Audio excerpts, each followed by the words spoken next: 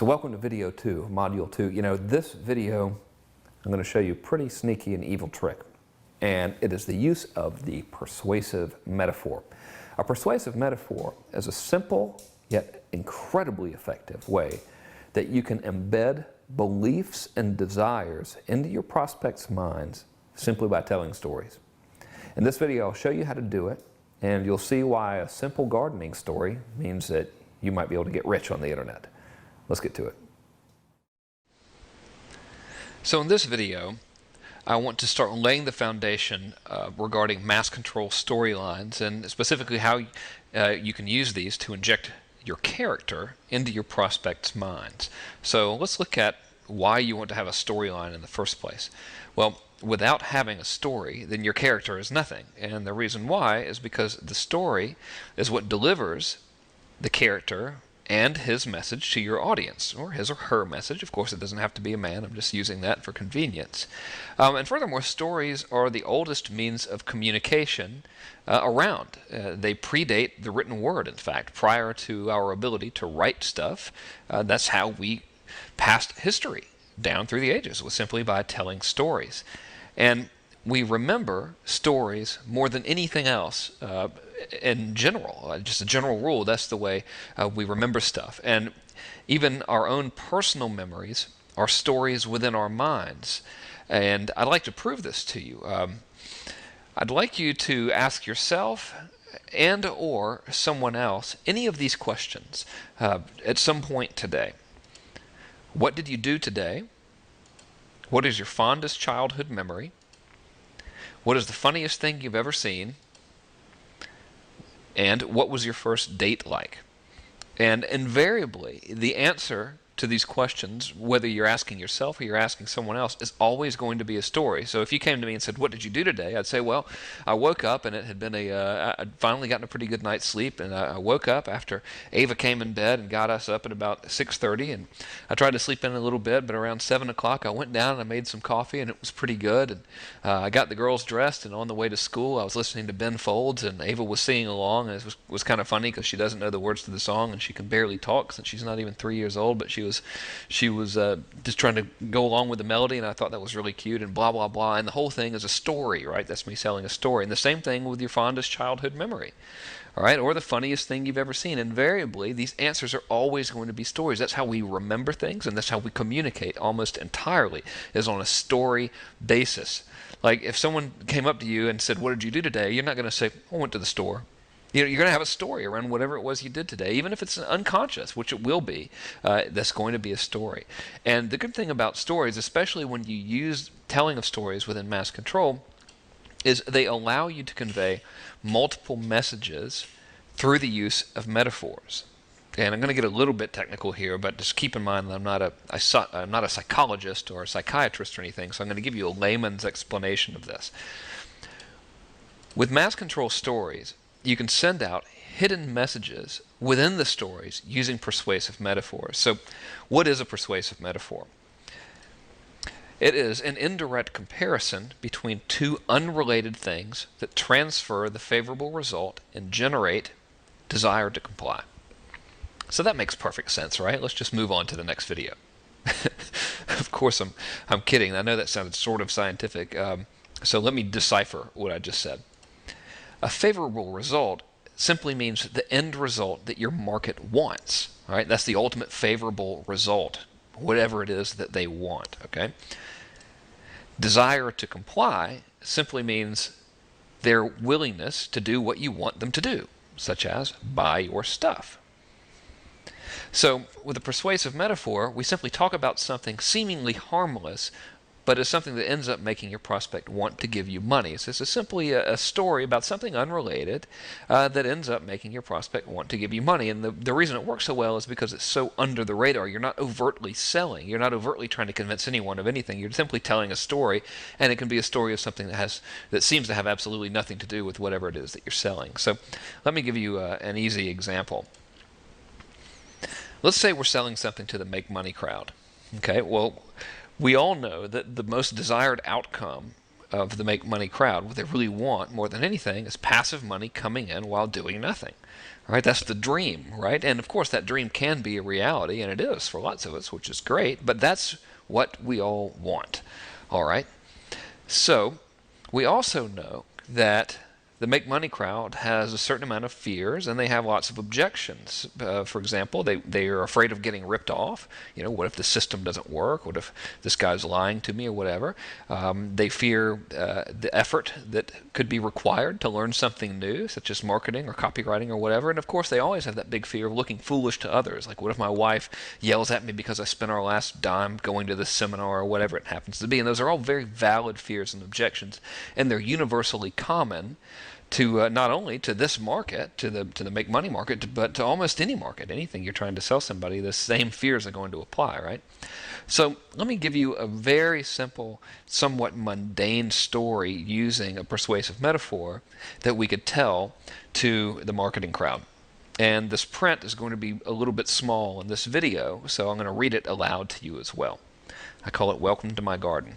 All right? So if I were telling a story to this crowd, I would say, this internet business reminds me of when I first tried to grow my own food. I'd always wanted to be totally self-sufficient, and I figured that growing my own food would be the way to go.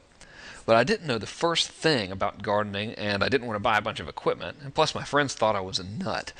Anyway, I took the plunge and bought a gardening course. And it was much easier than I thought, and it only took me about 3 weeks to get everything planted. Plus, all I needed was a shovel and some soil. The first sprouts popped out of the ground after a few days, and before I knew it, my garden was full of fresh veggies. What's great is now I have an endless supply of food, and I don't have to really do anything to get it. All I did was work during the first 3 weeks, and that was actually a lot of fun. I guess the only downside is that my friends who thought I was a nut are always wanting to come over for dinner, but I don't mind because I always have more than enough for everyone. Okay, now that's a story about gardening, but let's break it down a little bit and talk about how it can set up this transfer of the favorable result and come over and overcome the objections. We'll start with setting everything up. All right, let's look at the first paragraph. This internet business reminds me of when I first tried to grow my own food. I'd always wanted to be totally self-sufficient, and I figured that growing my own food would be the way to go. Now, what do we know about this crowd, right? That they want passive money. So when I say I'd always wanted to be self-sufficient, you can tell by that little effect there, can't you, that I'm just figuring out how to use my fancy new Mac here. When I say that I always wanted to be self-sufficient, I'm using the metaphor of growing my own food equals being self-sufficient, right? Because passive money also equals being self-sufficient. You see, so I have that A and B similarity equals the same thing. Therefore, look at that one. How about that? I know that being self-sufficient equals freedom, and I know that that freedom, that passive money coming in, is really what they want. That is their most desired end result. So I'm planting the seeds of that. Hey, there's another gardening metaphor right there. I'm planting the seeds of that with this story.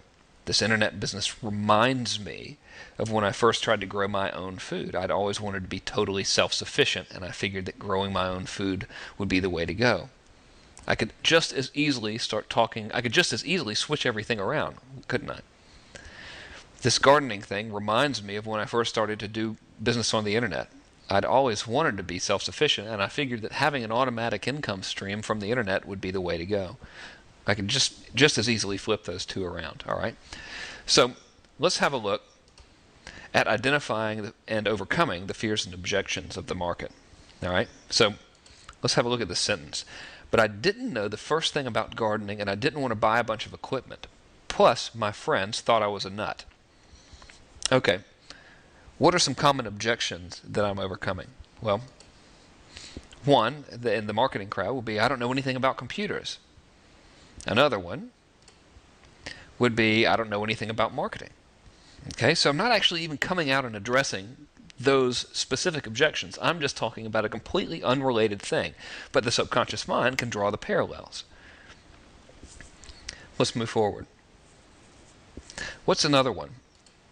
I don't want to get ripped off. So when I say I didn't know the first thing about gardening, that could easily translate to I don't know anything about computers, I don't know anything about marketing. When I say I didn't want to buy a bunch of equipment, that's just like addressing that very same objection, I don't want to get ripped off. I don't want to spend a bunch of money. And then, of course, this last one, plus my friends thought I was a nut, well, what am I addressing with that? Looking foolish to your friends. Or, my wife thinks I'm a dreamer, right? So what happens when you tell a story like this is, and you're mentioning their objections, whether you overtly come right out and mention their specific objections and talk about them, or you tell a story like this that metaphorically overcomes their objections, or at least addresses them, you end up with, of course, the most powerful tool that you can possibly have, which is empathy. You're basically saying, I know how you feel, right? The story is conveying those same feelings of uncertainty, those same feelings of doubt and fear, and those same feelings of fear of public ridicule. So now that we've identified these objections, let's look at how I overcome them in the story. The next section is where I say, anyway, I took the plunge and bought a gardening course. It was much easier than I thought, and it only took me about 3 weeks to get everything planted. Plus, all I needed was a shovel and some soil. So, if we look at the words, anyway, I took the plunge and bought a gardening course, what I'm really just saying is, I did it. Okay, I went forward, I did it. Then, if we look at the phrase, it was much easier than I thought, and it only took me about 3 weeks to get everything planted, what am I saying? It's easy. Okay? And then if I look at the next phrase here, plus all I needed was a shovel and some soil, what am I really saying? I didn't risk lots of money. I didn't have to buy a lot of stuff. Right? So this translates over metaphorically to, I know how you feel. I felt the same way. Everything worked out okay. But again, we're not talking at all about marketing, are we? We're talking about gardening. But that it all translates the same way. This persuasive metaphor is speaking to their mind on a different label, or on a different level. So let's talk about how we transfer the favorable result, or we implant and imply that they're going to achieve their most desired result here. Let's look at the next, the final 4 paragraphs of this little story here. The first sprouts popped out of the ground after a few days, and before I knew it, my garden was full of fresh veggies. Well, what's that saying? Fast results, right? Now let's address how we imply the end result here. First of all, I said my garden was full of fresh veggies, right? Well, garden full of fresh veggies metaphorically is bank account full of money, all right? And also, another phrase in here, in the very next paragraph, is endless supply of fresh food. What's great is now I have an endless supply of fresh food. And I didn't really have to do anything to get it. So, that could just as easily be said for money, right? What's great is now I have tons of money and I didn't really have to work that hard to get it. This internet stuff works, by golly. And of course, we know that they want low effort, right? They don't want to work. They want money coming in for nothing, which we all do. So again, all I did was work during that first 3 weeks, and that was actually a lot of fun. That implies low effort, metaphorically speaking, to the same stuff. So let's have a look at this sentence here. I guess the only downside is that my friends who thought I was a nut are always coming over for dinner.